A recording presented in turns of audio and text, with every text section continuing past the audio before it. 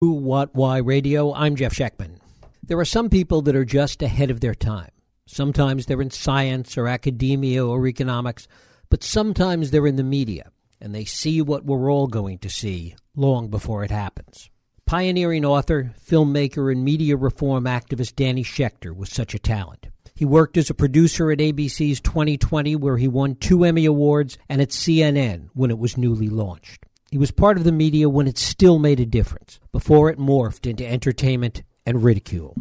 He wrote 12 books, including The More You Watch, The Less You Know. He understood the potential of the Internet long before most of us. He was a leading activist and journalist against apartheid in South Africa, and that work would lead him to leave corporate journalism to make 6 documentaries about Nelson Mandela and produce the cutting-edge television series South Africa Now, which aired on over 150 public television stations in the late 80s and early 90s. Schechter died last week of pancreatic cancer at the age of 72. Back in 1998, I had the opportunity to talk to Schechter about television news and his book, The More You Know. While some of the conversation is dated, what's amazing is how much is not, how much Schechter saw the dystopian future of corporate media. Here's that conversation. Danny, good morning. Good morning. How are you? I'm great. First of all, why is local television news so bad? Well, local television news is not about news, for starters. Local television news is about ratings. It's about, in essence, the lead into the night's entertainment programming. It's a device that's been fine-tuned over the years with the help of consultants and market research to try to give the audience a sense of being engaged with issues, but really to move them through a whole number of promos and commercials. It's interesting that the weather and the sports are always at the end because that's what people want to know the most. In a sense, they're already cynical about the, quote, news product. So, in essence, they keep what people want to know to the very end, so they keep them through as many commercials as possible. Mm-hmm. A study was done of 100 local news stations on one day in America by the Rocky Mountain Media Watch. They're finding 60% of what people were watching was the crime, when it bleeds, it leads types of coverage. Even though the crime rate was going down, if you watch local news, you think it was very serious. And also, 20% of the stations they surveyed had no news at all, literally no news programs. Now, one of the questions that always comes up with this discussion is whether it's a chicken or the egg kind of situation. I mean, people at local stations and in local markets will tell you, well, this is what our audience wants. And if you talk to the audience, they'll say, well, no, we really want serious news. We want to know about the issues. But in fact, the research seems to indicate otherwise. Well, let me say that, people want what they've been conditioned to want, okay?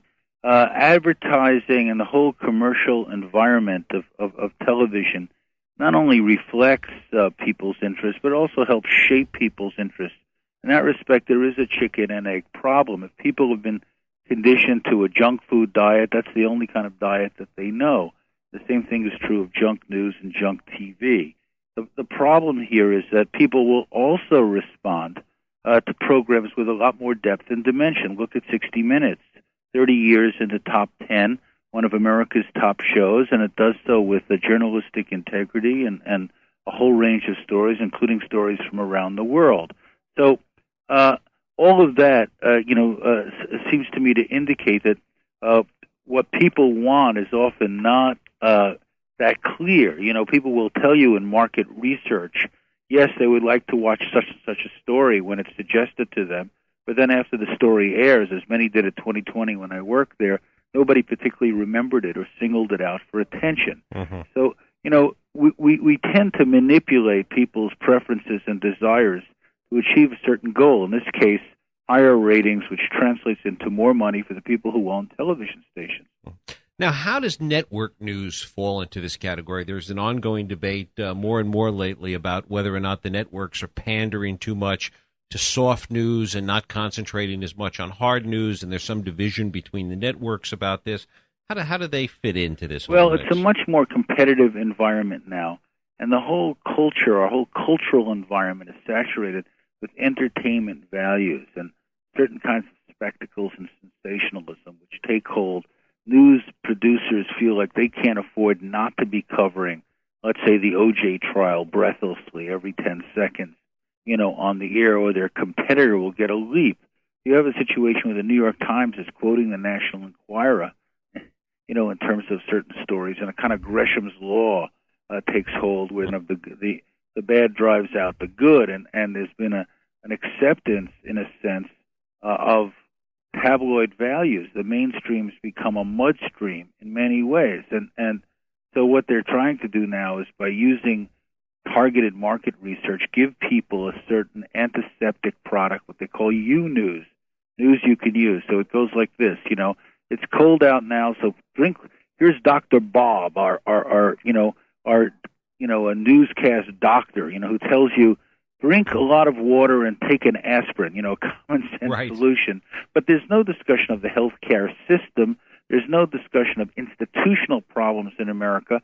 Instead, we have this constant procession of individuals. Mm-hmm. That's why I wrote The More You Watch, the Less You Know, in my book, to try to talk about these issues from an insider's point of view, and to say, look, America, we're being shortchanged by this. We're being dumbed down. Our kids spend more time in the living room than the classroom, watching television. That's our big educator. And what is it educating us about? What are the values it promotes? Who are the heroes it inspires? Sports stars, rock stars, and the like. This is something that's not a right or a left issue. It's an issue that should concern everyone. But are we asking from television more than it can deliver when we ask for more serious journalism from television? Well, I would say that there are a lot of very talented people who are working for media institutions who are very frustrated because little is expected of them, little airtime is allocated for investigative reporting, in-depth reports. At 2020, we often did very, very solid programs that got very high ratings. People wanted it. They watched it. So it's clear that television can, when the resources are there, do work that really has a memorable impact. The problem is that increasingly what's happening is that there's been two mergers underway. One is the merger of bigger companies taking over smaller companies, Disney, ABC, Westinghouse, CBS, GE, NBC, Time Warner, CNN. So fewer and fewer people are controlling what we see and what we hear. There's also been a merger of show business and news business, and that merger has diluted the content and watered it down. And that's the problem. The problem is, and of course, then afterwards rationalize. Well, this is what people want. We had a political election where there were more political ads on local news than political reports. So it's no wonder people, A, aren't voting as much as they once did, and secondly, are not as informed about the issues. That's no surprise. This is dangerous for democracy, in my view. That's why, again, in The More You Watch, the Less You Know, I also try to talk about what people can do about all this, and that's really the challenge. But, you talk about shows like 60 Minutes and 2020. There seem to be more of those shows on television now than ever before. We have Dateline, NBC has on 3 nights a week. 2020 is now on 2 nights a week. 60 Minutes is now talking about perhaps a second night of that. Try to understand why. ER just sold for $13 million an episode. That's it's very expensive to do dramatic programming. News programming or news-type programming, reality-based programming, as opposed to reality programming is much cheaper to produce and package. So there's an economic explanation for all of this. It's interesting to me. Are we getting a journalistic benefit as a result of the economic imperative? Well, the problem is as the quantity goes up, the quality comes down. The ranks are stretched. There are kind of fewer and fewer very experienced people there, and much less risk-taking. It's been called the unbrave new world of media. And, I'm not the only one saying this. Walter Cronkite has spoken out. Don Youth of 60 Minutes has spoken out. Ted Koppel gave a speech blistering TV news, questioning whether or not why so much time was spent on Princess Diana and those kinds of, stories over and over again. And, the reason is to try to build ratings, but has very little to do with trying to inform the American people. And that's what's right. These stories, it's interesting. I mean, the Princess Diana example being, I suppose, the penultimate example. of a story that gets a certain amount of momentum just by virtue of the fact that it's covered endlessly and therefore gains a level of importance for no other reason. Princess Diana was given 15 years of media attention. How many People magazine covers, did she get? How many, how much sort of celebrity-style coverage? There was more support for the royal family in America than in Britain, even though we saw the large crowds at her funeral. So, this is a question of kind of using, and she was used in many ways, and abused. In a sense, it's a case of media overkill. Which it might have been a literal case of media overkill because we still don't know what happened in that tunnel, the second car, what the paparazzi's role in all of this was. As you look to the future of all this, and we see more and more, on the one hand, there's more and more fragmentation in terms of people looking for more specialized kinds of information as the media fragments, and at the same time, more consolidation of ownership, as you were talking about before. Where do you see television news going with this framework? Bruce Springsteen has a song, 57 channels, nothing's on. Right. More choices should not be confused with more voices. The range of opinion on television is still from A to B, not from A to C. So, consequence here is that we're going to get more of the same. It seems to be getting worse, not better, as the number of channels proliferate. We have 4 or 5 business channels for the elite, no labor channels for working Americans. Priorities are totally out of whack here, and this reflects the interests of some very powerful corporations that are controlling everything. And yet we have 3 all 24-hour all news channels now, and yet in many ways less information coming from them. Well, that's the irony. Hence, the more you watch, the less you know, the title of the book. You would think it would be the other way around. You think that these people would compete with each other on the basis of quality and be really informing people. Instead, there's been a 50% fall off of coverage of the world in the last 10 years, according to people who study this type of thing. And that shouldn't be the case if there are so many new channels. But what you flip from dial to dial, they're all sort of doing the same kinds of stories in the same way. Now, there is still good journalism. I'm not dumping on everybody here. I work at CNN. There's some very strong journalists there. I'm not putting everybody down, but I am saying that we in the audience, we as viewers, have to become more critical in our viewing choices. We need media literacy training in our schools so that kids can learn to develop ways of understanding what's on television since they spend so much time with television. They become more conscious of it. And these are some very concrete recommendations that I think could help things along here. But all of us have to recognize that there's not just a natural environment, the climate and pollution. There's a cultural environment that affects all of us in our society. And, I don't want to have a society where kids know more about Madonna's tattoos than they do about what's happening in Mexico when we are in a global economy, when what happens somewhere else is affecting us and will affect us even more in the years to come. Mm-hmm.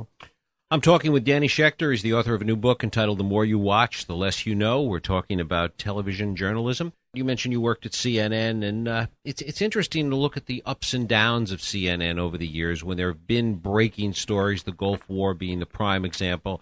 It's attracted a lot of attention, but basically the viewership for all of these all-news stations, CNN, MSNBC, is relatively small compared to the total population of viewers. I think Larry King is the highest rated show on CNN, and that only attracts something like 600,000 viewers at its max. Well, why is that? I think the reason is, and it has to do with this pervasiveness of entertainment over information. We're a society, Neil Postman said, that's entertaining itself, amusing itself to death deliberately. And, from channel to channel, this is what you see. The Showbiz Minute becomes the Showbiz program, becomes the Showbiz channel. Mm-hmm. And it's no wonder that serious issues, that political culture, that democracy is devalued in the process. What are we going to do about it? That's the big question. What can we do about it? Well, I think that we have to put this issue on the agenda just as we've put any other issue, racial justice, economic change, health care. Media reform is something that is vital. It affects all of us in ways that many of us don't even recognize. Everybody thinks, I think for myself, but yet we're all influenced by the same sort of media climate. And so I'm calling for a kind of Media and Democracy Act, a way to try to break up some of these monopolies and ensure more diversity of perspective, more independent voices, because what we're getting is one voice increasingly. And that's what's ironic. The communist system collapsed in part because it was dominated and controlled by a few people and who were out of touch with the majority of people. What we have here is a kind of media elite really out of touch with the pain and the hopes of a lot of Americans. And that's really a dangerous situation. How do you think the Internet and the news sources there interfaces with this? Well, I think that the Internet is a really positive and progressive tool. On the other hand, and this is important, it's still garbage in, garbage out. There's as much junk and crap on the Internet as anywhere else. It's how you use it, how selective you are, how skilled you are, using it as a tool of both communication, interaction, information. It could be a tremendous boon, very valuable. At least it's not dominated by one or two, just 3 or 4 companies. Everybody can have a voice and can be a creator, as well as be a recipient of information. And that's the spirit that we need to encourage. It seems to me, not a kind of one-way media system, but a two-way interactive media system. You talk about, in terms of the mainstream media, that more and more, as we've talked about, is under the control of this elite, 1 or 2 major corporations. As somebody that's worked for ABC and also for CNN, both companies that are part of giant conglomerates, how much influence does the corporate parent exert, do you think, on the various news organizations? Well, there's no conspiracy here. It's not like the boardroom is faxing the newsroom. I don't think it quite works this way. But basically what happens is that people who are hired into the key command positions, key posts, tend to share the values and buy into the mission of the parent company, or they wouldn't be in that position. They don't have to be told what to do, but they tend to gravitate towards issues that are consistent with the goals of the corporation. I mean, Rupert Murdoch, for example, owns a newspaper in New York, the New York Post. He owns the Fox News Channel. When the Fox News Channel came on the air in New York City after a big battle, guess what was the headline of the New York Post? New York gets Fox News Channel. Mm-hmm. He uses one product to promote the other. This is called synergy. Okay? But sometimes what that means is that we're getting selective, self-interested coverage. Time magazine runs a cover that looks like a poster of the movie Twister. Guess who made the movie Twister? Warner Brothers, which is part of the Time Warner empire. This sort of thing does happen increasingly. And there is clearly a conflict of interest, but the larger conflict of interest is between the self-interest of these companies and the public interest. And they're not the same thing. Given that it is so expensive to be in the television business today, so expensive in terms of not only gathering the news, and we're talking about, even the major conglomerates, the major media organizations, cutting back on some of their coverage to save money. What chance is there for any other independent voices to really get into the business? Well, first of all, a lot of the costs of actually production have come down because of new technologies. They have little digital video cameras give you a picture as good as a Betacam, which was much more expensive. The delivery systems are the Internet will soon be able to deliver a high-quality video product, So there's a lot of technological change that makes it more feasible to have independent voices. The problem is that the distribution pipeline, the system, is controlled and blocked by a handful of companies. And that's what's called a monopoly. Ben Bagdikian, who wrote Media Monopoly 10 years ago, said that there were 50 companies dominating the media in America. Now it's down to 6 or 7. At the end of the century. That's not a very good thing for democracy or even for capitalism and free enterprise. Our company, Global Vision, has produced a human rights TV series for many years. We've gotten it out on public television stations. We get a terrific response, but we don't have the kind of funding and support that enables us to compete, with other outlets. And the problem is that it's not just getting a program on, it's having the budget to advertise it, promote it, market it, Right, and that really, I think, is the key issue, even in terms of the Internet, even though it may be less expensive because of the digital technology to gather the information and put it on the net. The fact of the matter is to make people aware that it's there, to get the information out just within the media clutter, to be able to afford that. You're absolutely right about this, and that's why this becomes not just a personal problem or individual problem for individual producers. It becomes a social problem for America, a problem of fairness and access. It becomes a problem which affects us all in ways we sometimes don't even recognize. The whole digital spectrum, which is valued at something like $90 billion, was given away by Congress to the same media companies that have misused it over the years. And people who wanted to see some sort of set aside, even for the public interest programming and more public channels, were defeated by the power of the broadcast lobby. Everybody's talked about, for example, campaign finance reform. Where did the money come from? Was it from China? Was it from bad companies? Well, nobody's asking where did the money go. Where it went was right back into the media for more commercials. So, this is something that media and democracy, which is very vital. That's why I wrote The More You Watch, the Less You Know. I really would love your listeners to feed back to me, those people who do get a chance to read it, and let me know what they think about the book, because what I'm trying to do here is to do something that's a little risky, because I work in this business. In a sense, it's hard to attack the hand to bite the hands that feeds you. Right? I'm also on the internet, and with a site, so those who are on the web can get a chance to get a little preview, and it's visitweb.com/moreyouwatch with a U in it. I know it's hard to give a URL on the radio, but at any rate, people can find out this information, and we'll have the information it will help us think about this in a new way. Danny, I thank you so much. The book is The More You Watch, The Less You Know. Danny Schechter is the author. I thank you for spending time with us. Great. Thank you so much. I appreciate it.